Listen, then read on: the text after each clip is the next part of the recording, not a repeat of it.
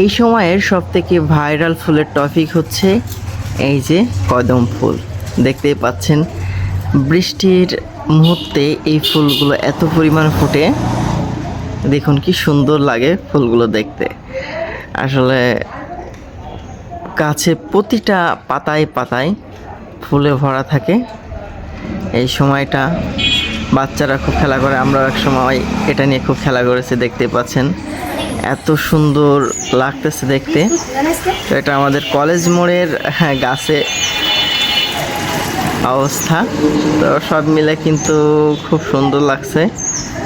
এবছরে এই প্রথম আমি এত সুন্দর ফুল ফুটতে দেখতেছি এতগুলো।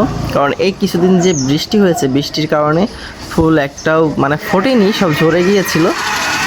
আর আজকে এসে দেখি এই অবস্থা, পুরো মানে এটাই কদম ফুলে ভরপুর। দেখতেই পাচ্ছেন আপনারা।